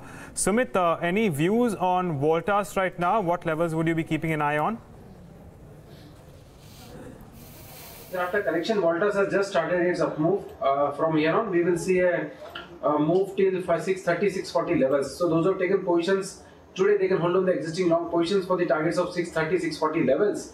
And if anyone wants to initiate a fresh long at the current market price, then they can go ahead and initiate the long positions with a stop loss to be placed at 599 levels on lower side for the upside target of 630 and 640 levels. Right. Along with that, I'm also looking at a lot of traction in something like a L&T Finance holding that is also up and about. It may have come off slightly from its day's highs, but it's still doing very well right now. Currently trading it's gaining around 3.6%. Sumeet, coming back to you on this one, L&T Housing Finance, L&T Finance Holdings. Any view here, and what would you suggest a trader would do with this one? L&T FH is looking good. Traders can initiate long positions. Stock has multiple support at around 160, 161 levels. Till the time these levels are not taken away convincingly for 1 or 2 days, one should be on long side, and on high side immediately the stock has resistance at around 172 levels. So a breakout, and if a stock is able to give a breakout on closing basis above 170, 172 levels, then there is a possibility that we might see move till 185 levels in next couple of weeks. I think the stock will give breakout and we will see levels of around 185. So for a trading perspective, one can initiate long positions in L&T FH at the current market price. If there is a dip of around 2 to 3 points from present levels, then that should be used as a buying opportunity, with a stop loss to be placed at 160, 161 levels on lower side for the upside target of 185 levels. Okay, let's take a look at how the markets are most likely to end, and we have Neeraj at the wall telling us about the state of the indices. Neeraj? Well, about 1% each for the Sensex and the Nifty. The Nifty Bank, though, rip and roaring about 1.5%. The mid caps and the small caps have performed in line with what the large caps have. In fact, mid caps may be slightly less, but the small cap index about 1% higher. So it's even Stevens for almost all of the key indices. Let's take a look at what the individual components have done in the session today. So it's autos all the way. Maruti, Tata Motors, Mahindra and Mahindra, Eicher somewhere, Bajaj Auto marginally in the green, good going there. And private banks have lender support. So IndusInd Bank, Kotak Bank, HDFC Bank about a couple of percentage points. ICICI Bank 1.5% too. So select spate of private sector banks have done okay. Reliance not disappointing, about 0.5% higher. Only a few disappointments, and that too Sun Pharma, not the heaviest of weightages, and IT taking a bit of a backseat, but no alarm bells as yet, really. It's just a bit of a pause in what's been a great run for the IT names as well. So by and large, a good day. Banks and autos, essentially the rate sensitive, supporting trade. What about the mid caps, Agam? Well, just a minute left, but when it comes to the mid-cap space, as you've already mentioned, that they are moving largely in line with the benchmark indices. As you can see, we've seen traction in Interglobe Aviation, which is gaining as much as 4.3%.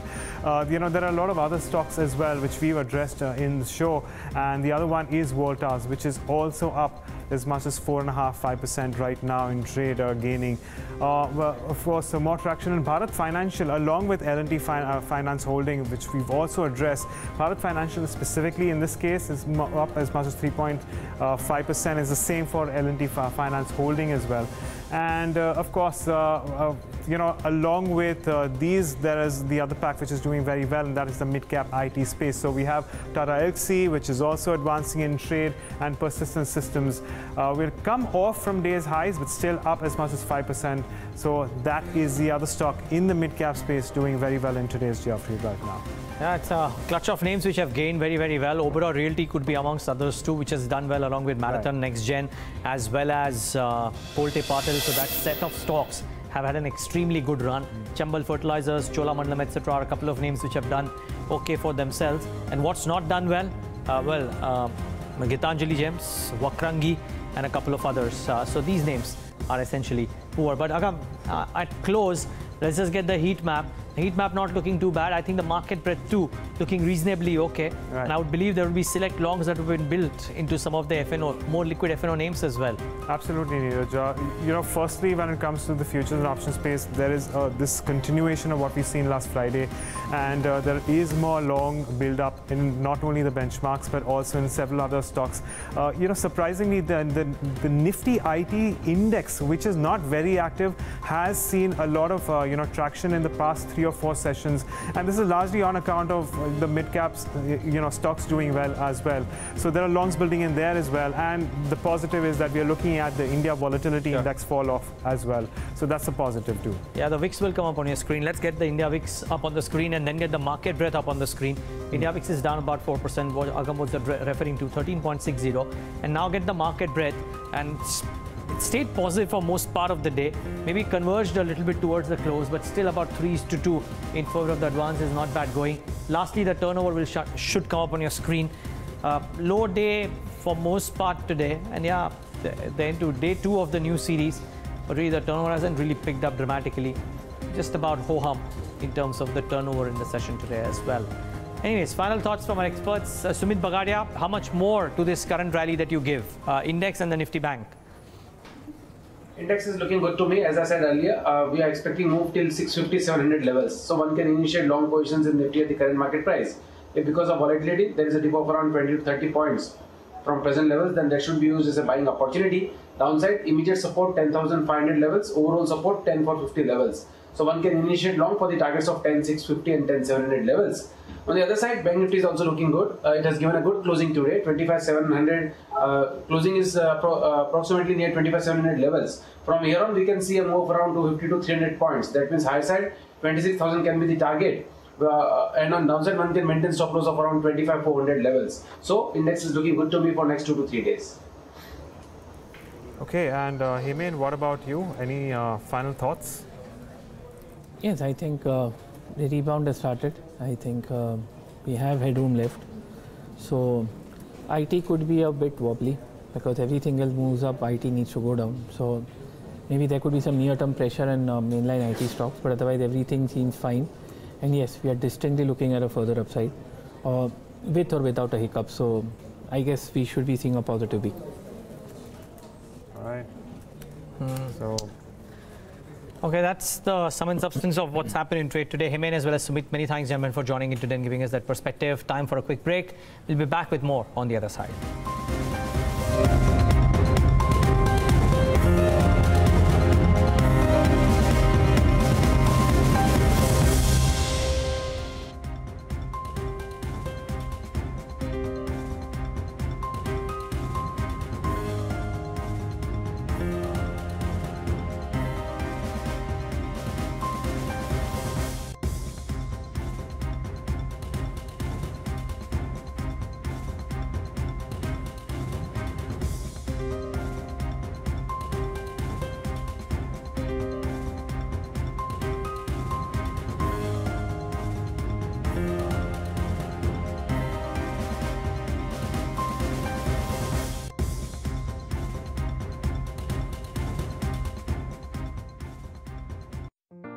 Life's so lovely, live life happily.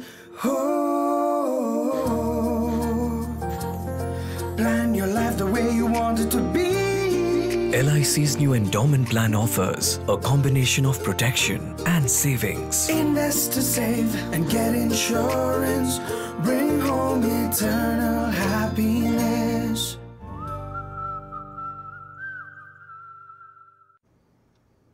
Sorry, I'm late. क्या हुआ? कुछ नहीं यार. Just working on my expansion plan. Funding का चक्कर. It is so frustrating. I feel like banging my head against the wall. No, don't bang your head. Cross the bridge instead. Bridge? हाँ, ये देख. ला. अरे. This bridge gets you in touch with interested investors. Funding happens, which means more outlets, more customers. Interesting. And what exactly is this bridge? A stock exchange created for your kind of company. Just list on it and help your business expand. Really? Yeah. तो फिर list कर लूं? और क्या? शुभ काम में देर किस बात की? चल. हाँ. NSE Emerge, साथ हमारा, सफलता आपकी. The SME Growth platform from India's largest stock exchange. On 26 November 1949, the Constitution of India was adopted, recognizing liberty, equality, and fraternity as the principles of life, which cannot be separated from each other. The government of Karnataka has imbibed the ethos of the Constitution by developing programs and policies aimed at creating a socially, economically, and politically just society. Karnataka's flagship programs such as Maitri, Annabhagya, and Arivu have created an equal opportunity platform for all, irrespective of their gender, economic, or social status. Karnataka is committed to encourage education through various welfare initiatives, ensuring equal status for women and empowering minorities to uphold every individual's dignity. In the last 4 years, Karnataka has formed 462 new Gram Panchayats, which has taken the principles of democracy to the grassroots levels, and our Progressive Vision 2025 document engages public government participation to build a better state for all. Karnataka's collective vision to endorse fraternity, justice, and equality has transformed into Karnataka's model of development, which is based on the tenets of the Constitution. White shirts, कितने plain और simple. Fog scent, plain और simple white shirt को बना दे special और fashionable. Fog scent, new fashion wear for men.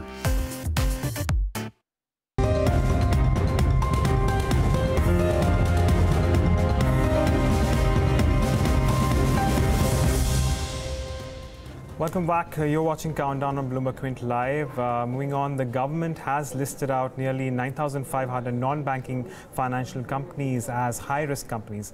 And the notification dated January 31st, 2018 says that these companies don't comply with the prevention of money laundering rules. Nikunj Ori joins in on the phone line with details. Nikunj, thanks for joining us. What does this mean for these companies? Firstly, the FIU has identified about 9,500 non-banking financial companies as high-risk financial institutions as they were found violating the Prevention of Money Laundering Act. According to a government official, the FIU in its investigation has found that these NBFCs had accounts which undertook high-value suspicious transactions, and some of these accounts did not even have KYC done. This is part of the investigating agency's normal practice, where it identifies entities or individuals flouting PMLA norms or found money laundering and brings this to the notice of reporting agencies. Okay, Nikunj, thanks for joining us and bringing us those details. We will keep track of more developments from that area. But moving on, India may soon get gas from Mozambique. People in the know have told Bloomberg News that the US-based oil and gas company Anadarko Petroleum is looking to sell liquefied natural gas from its block to Indian energy firms. Saket Sundaria joins us with these details. Saket, how soon can we expect this deal to be inked? US-based oil and gas major Anadarko is in India. It is looking for buyers for its LNG from Mozambique. The company, which is developing one of the largest gas discoveries in the world in a decade, is looking for buyers in one of the fastest growing consumers of gas. Anadarko has a 12 million ton LNG project coming up in Mozambique, and it has only managed to tie up about 5.1 million tons of it to the buyers in China and Japan and elsewhere. Now, executives from the company are in India. They're talking to BPCL, they're talking to GAIL, Petronet LNG, they're talking to Indian Oil, companies which have plans to set up LNG regasification infrastructure in India. There are almost 9 companies the company has initiated talks with, and they're probably likely to wrap up some deals within the next few months. The company is looking at India because it is one of the fastest growing consumers of gas, and it has plans to set up almost 50 million tons of LNG regas infrastructure over the next few years. Anadarko needs to tie up at least 8.5 million tons of LNG before it can finalize investment decisions in Mozambique. So India actually ends up as a crucial link for its Mozambique plans to develop the LNG infrastructure. Thanks for that, Saket. But moving on, it has been a positive start to the trading week for the European markets, with all three benchmark indices trading with gains. Let's head across to Yuan Potts, who joins us from the London studio. Yuan? Well, yes, we've started Monday morning with some snow here in London, a very cold beginning of the week, but equities looking much warmer around the region. We're just over 2 hours into European trading, and stocks have followed Asia high this morning. Every single major market in the green today, with the European benchmark Stoxx 600 index jumping to its highest level in more than 3 weeks. The AEX in Greece up 0.8%. It's one of the better performers this morning, but the Russian market, the standout, shares there up some 2 percentage points. That's as S&P boosts the country's credit score to investment grade. Russia's ruble also appreciating on that news. And meanwhile, the dollar trading lower for a third session, and the pound and the euro trading slightly higher this morning. Now on the oil markets, crude trading up. That's as exports from a key terminal in Libya were disrupted. Meanwhile, Saudi Arabia has pledged that global producers will ease their output curbs without shocking the market. WTI crude oil currently trading around $63.50 a barrel. Investors, of course, also waiting to hear from the new Fed Chair Jerome Powell. He's due to speak tomorrow, so keep an eye out for headlines from that. Back to you. Thanks for that, Jan. We'll move on and address what's happening in Kerala, where the Kerala Finance Minister Thomas Isaac says it's a mess out there when asked about the reintroduction of the e-way bill. He criticizes the centre for rolling out a national level tax filing system without the necessary IT backbone. Listen in. No, the system is entirely ready. The last meeting, before we decided the e-way will be made mandatory, it was assured that everything was ready. But on the day after the introduction, the e-way bill system had to be withdrawn. For a simple reason, there was no server capacity. Now, this is ridiculous.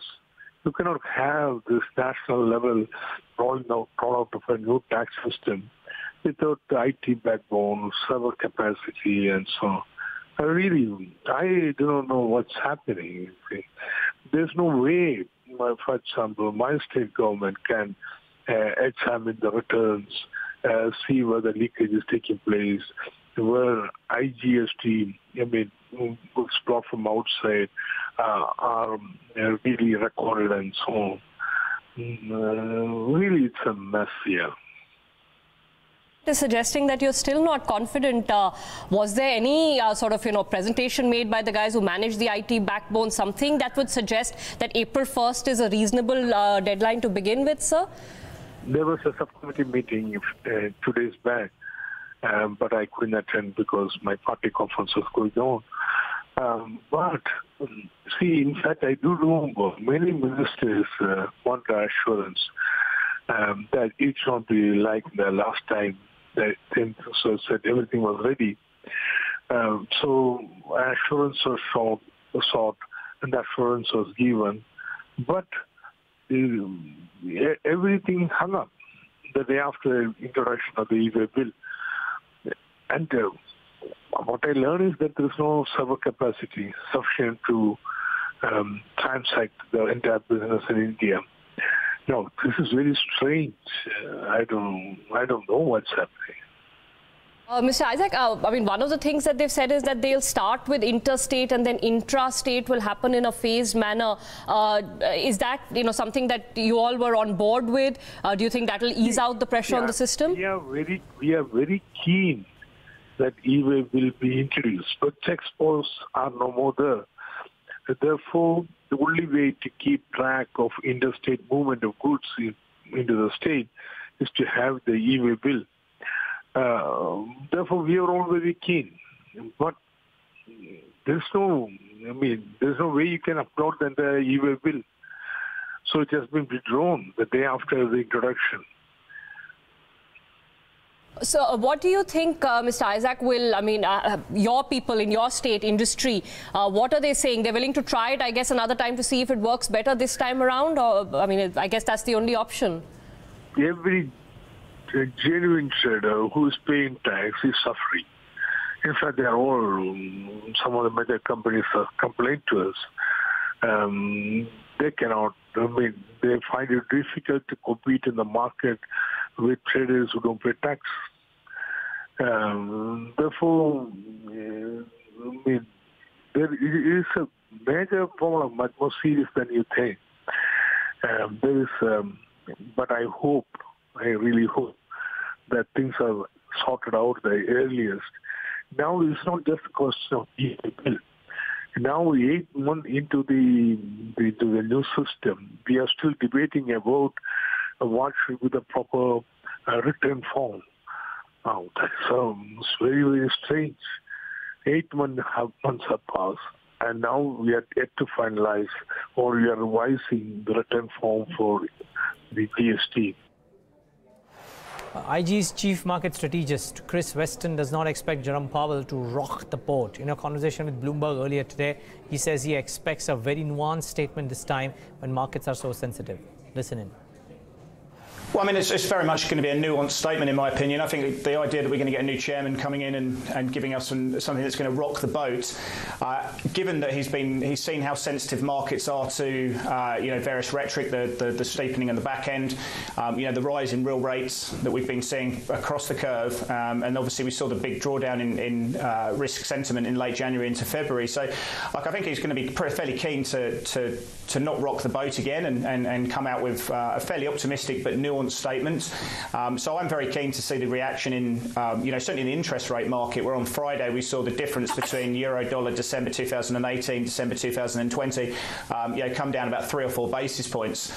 So I think, keeping an eye on the rates market, but, how optimistic is he? How much of his own view is he giving in this statement as well?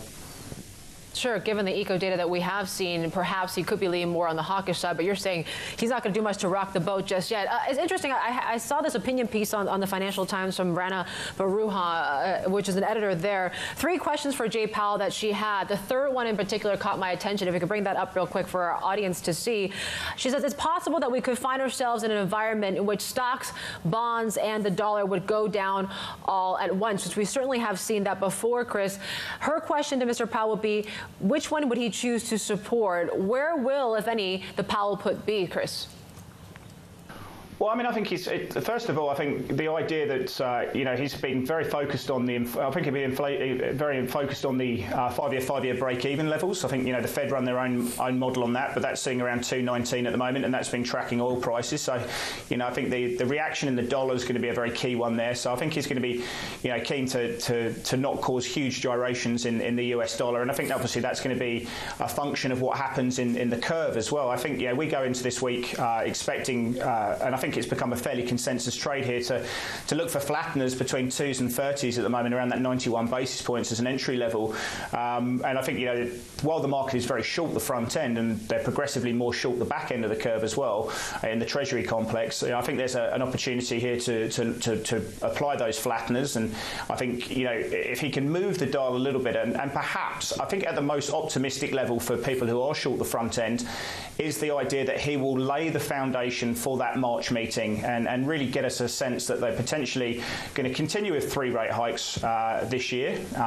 But there is the opportunity, should the data continue to improve and inflationary expectations probably move back up into above 220 and firmly onwards, then we could have 4. So I see him as an opportunity to be nuanced in this meeting, but potentially lay the foundations for 4 rate hikes this year should the data continue to improve. And Chris, all that guesswork about whether it's 3 rate hikes, 4 rate hikes, when, and everything behind that has resulted in the chart that we showed earlier in the hour, G#BTV9668, which just shows you the price action that we've seen over the last several weeks, just how big of a differential there is between the intraday high and the intraday low on the S&P. And in this chart, Chris, which I'm sure you're quite familiar with, it just shows you how flat it was, or how tight that range was beforehand. So given this big spike, which we might say, is this an anomaly, or is this just sort of the new normal now in the markets? Is there anything that Jay Powell can say, though, that might bring that price differential down, that might bring that volatility down? Well, I think the idea of allowing the economy to overheat, and the market feels from the tone of his voice that they're going to continue to be somewhat behind the curve, and they're going to allow the economy to achieve escape velocity and overheat in that environment will probably be supportive of equity prices. I mean, the VIX has come down to 16.5%. There's an opportunity if he gives you those calming words, optimistic yet allowing them to be behind the curve, and we don't see a move in that longer-term euro-dollar futures complex that I spoke about there being at 41 basis points, then I think volatility vols, implied vols in the S&P can come down perhaps to 13, perhaps down to 12% by the end of the week, and then we can see that gradual climb on again. But if he does give us a realistic sensation that in that March meeting is going to be a platform to potentially get 4 hikes, then I think implied vols stay somewhere around 16 to 18%, perhaps even pushing up to 20% in that environment. So I think for me, as I keep talking about rate structures and yield curve flattening in bits and pieces, I really want to have a look at, as I say, the euro-dollar futures and what's priced in between December 2018, December 2020, because at the moment they've only got 41 basis points priced in. If that ramps up again, then I think vols could push up a little bit higher here. And Samsung has launched its answer to the iPhone X, a flagship handset called the S9. Bloomberg's Stephen Engel tells us if this launch is the game changer for Samsung. Well, it's a really similar form factor to the S8, so there's not a lot of change there. There's more performance under the hood and a much better camera. They have augmented reality emojis. They have stereo speakers, a number of different steps. But the big question here, is it a game changer? Well, perhaps not, but they do need to roll out something after Apple, of course, came out with the 10, which was a bit of a game changer for them, their first major change in quite a while for Apple. So they needed to keep pace there. The one thing that maybe Samsung has going for it, it is cheaper, as much as $200 cheaper for the cheaper S9 on T-Mobile, about $930 for the larger S9 Plus on Verizon, so $720 for the S9 normal on T-Mobile, $999 starting price for the iPhone X. So, it's a critical launch for Samsung because they're now another step beyond that Note 7 fiasco, that exploding handsets, the mini phablets, of course, in 2016, and also, of course, the JY Lee scandal that recently had a more positive outcome with his release from jail, but still a black mark on the company. And as we end with a small tribute to Bollywood's first woman superstar, Sridevi, who passed away yesterday evening in Dubai. From Lamhe and Chandni to the heartwarming English, the 54-year-old actor will always be remembered for her powerful roles across genres and languages.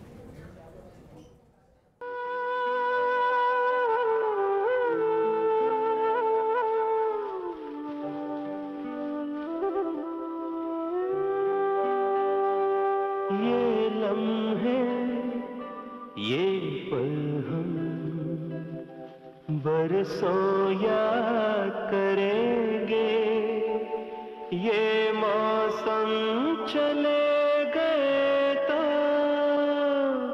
हम फरियाद करेंगे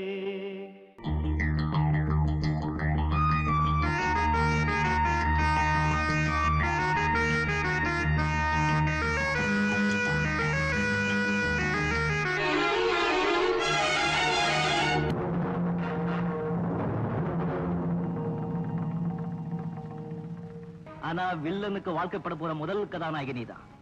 சரித்திரம் எப்படி எல்லாம் திரும்புது பார். நில்லுடி.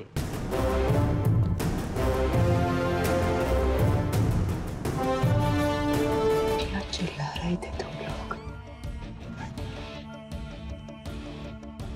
भूला अपनी माँ को.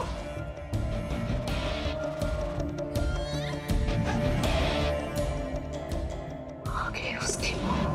बड़ी मस्ती करता है रे तू, मेरी सोना सोना सोना सोना. मारना तुझे. I love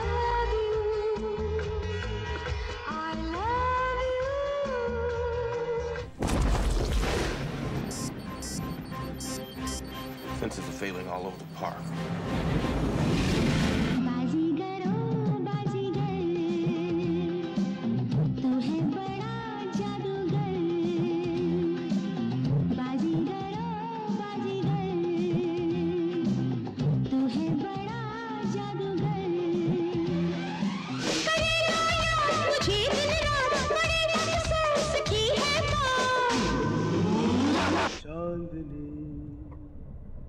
मेरी चांदनी तू मेरी चांदनी।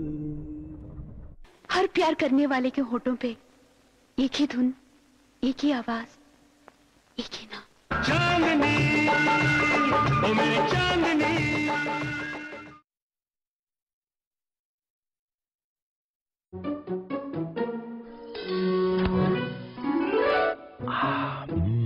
आइसक्रीम खाएगी? आइसक्रीम? ये है डबल आनंद। पहला आनंद पॉलिसी टर्म के अंत पर मैच्योरिटी क्लेम का पूरा भुगतान और दूसरा आपके अपनों के लिए लाइफ कवर की पूरी रकम बिना किसी प्रीमियम के। LIC new Jeevan Anand, Anand he Anand. Sir, please believe me, I am in this business for the last 12 years. Okay, I'll wait for your call. Thank you so much.